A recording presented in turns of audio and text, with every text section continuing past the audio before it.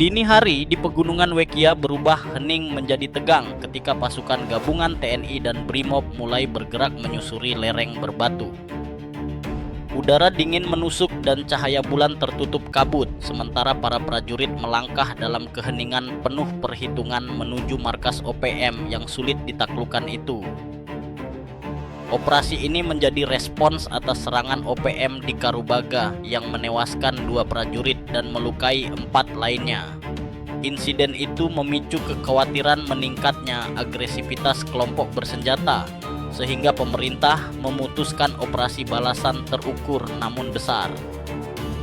Data intelijen menunjukkan Wekia adalah pusat komando utama OPM, tempat mereka mengatur logistik, perakitan bom, dan rencana serangan. Menghancurkan markas ini berarti memutus rantai koordinasi mereka di wilayah timur. Selama 7 hari, Satuan Intel memetakan struktur pertahanan OPM, memasang alat pengintai, dan mengumpulkan informasi dari warga. Proses itu penuh risiko, karena OPM sering memasang ranjau di jalur masuk, namun pola aktivitas musuh akhirnya berhasil dipetakan. Setelah lokasi dan rute pelarian dipastikan, komando memilih waktu menyerang pada dini hari. Kabut tebal yang rutin muncul di Wekia dianggap menjadi penyamaran ideal untuk mendekati markas musuh tanpa terdeteksi. Pasukan Raider dan Brimob bergerak dari titik kumpul dengan persenjataan lengkap, SS-2, granat tangan, dan pelontar granat. Koordinasi sektor serangan diperiksa ulang, memastikan seluruh regu bergerak sinkron di medan gelap. Jalur bebatuan yang licin membuat pergerakan melambat, namun tidak melemahkan semangat pasukan. Ingatan akan rekan yang gugur di Karubaga membuat mereka semakin fokus menuntaskan misi ini.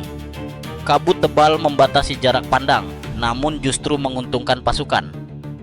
Kabut menyamarkan siluet dan pantulan perlengkapan mereka, membuat pergerakan hampir mustahil terdeteksi oleh penjaga OPM. Komunikasi radio terenkripsi menjaga koordinasi antar regu. Komandan lapangan mengatur pengepungan 3 arah agar OPM tidak dapat kabur ke hutan lebat yang menjadi tempat persembunyian favorit mereka. Saat pasukan memasuki radius 500 meter dari markas, suasana sunyi pecah oleh suara tembakan dari arah timur. Dentuman pertama terdengar jelas, diikuti beberapa tembakan susulan yang memantul di antara tebing. Serangan mendadak itu menandakan bahwa keberadaan pasukan gabungan kemungkinan besar telah terdeteksi oleh penjaga-penjaga OPM yang mengawasi jalur masuk melalui ketinggian batu. Refleks terlatih membuat para prajurit langsung mencari perlindungan di balik batu besar dan pohon kerdil yang tumbuh di lereng. Dari posisi dominan di tempat yang lebih tinggi, penembak jitu Brimob segera membalas tembakan dengan akurasi tinggi. Baku tembak jarak menengah pun tak terhindarkan, berlangsung di tengah kabut gelap yang membuat jarak pandang semakin terbatas.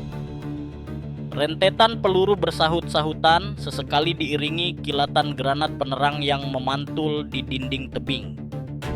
Cahaya putih menyilaukan memperlihatkan kontur tanah, posisi lawan, serta jalur aman bagi pasukan bergerak.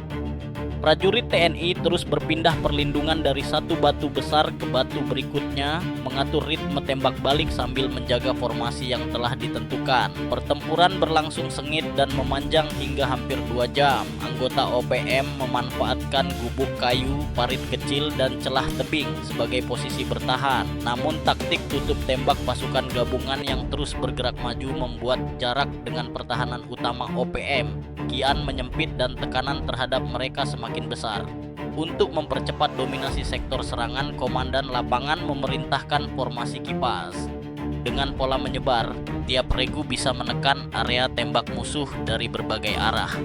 Sementara itu, penembak runduk Brimob yang berada di elevasi lebih tinggi mengunci setiap pergerakan OPM yang mencoba keluar dari persembunyian. Serangan yang datang bertubi-tubi mulai menggoyahkan pertahanan OPM. Mereka beberapa kali mencoba mundur ke area dalam markas, namun jalur pelarian telah dipotong oleh satuan TNI yang bergerak dari 3 sisi lereng. Situasi ini membuat mereka terperangkap dalam area yang kian sempit dan sulit dimanuver. Benteng utama OPM yang terbuat dari kayu gelondongan menjadi sasaran tembakan granat pelontar. Dalam hitungan detik, struktur yang sebelumnya berdiri kokoh itu hancur berkeping-keping. Runtuhnya benteng membuka akses lebar bagi pasukan untuk memasuki pusat komando musuh tanpa harus bertempur dari jarak dekat. Tak lama kemudian, sebuah roket yang ditembakkan oleh pasukan gabungan menghantam gubuk logistik di sisi kiri markas. Ledakan besar terjadi, menimbulkan bola api raksasa yang menyala terang dan memantulkan cahaya kuning kemerahan di antara kabut tebal. Suara dentumannya mengguncang seluruh lereng gunung. Cahaya ledakan itu cukup kuat untuk memperlihatkan gambaran utuh skala kerusakan markas Wekia. Beberapa anggota OPM yang tersisa terlihat mencoba kabur ke arah hutan. Namun, akses ke hutan telah dijaga pasukan yang menutup seluruh jalur keluar, membuat pelarian mereka tidak bertahan lama sebelum dilumpuhkan.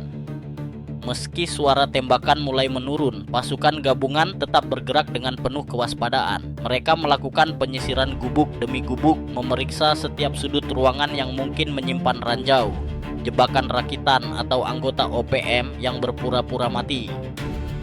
Prosedur ini wajib dilakukan untuk mencegah korban tambahan. Sekitar pukul 5 pagi, Komandan Operasi mengumumkan bahwa markas Wekia telah sepenuhnya dikuasai. Di antara puing kayu yang berserakan, pasukan mengibarkan bendera merah putih sebagai simbol kemenangan dan penegasan bahwa wilayah itu telah kembali berada di bawah kendali negara.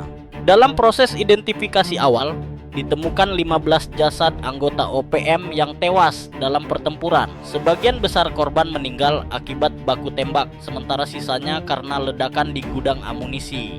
Tim medis lapangan melakukan dokumentasi dan pengumpulan data sesuai prosedur standar.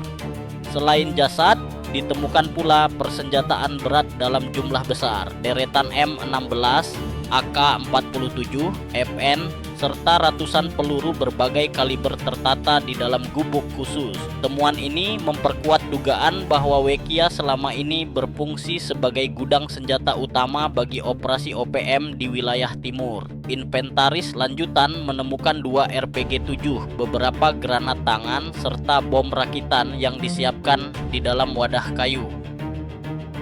Jumlah serta kualitas senjata tersebut menunjukkan bahwa OPM memiliki jalur suplai yang cukup terorganisir. Kemungkinan besar melibatkan jaringan penyelundupan dari luar Papua.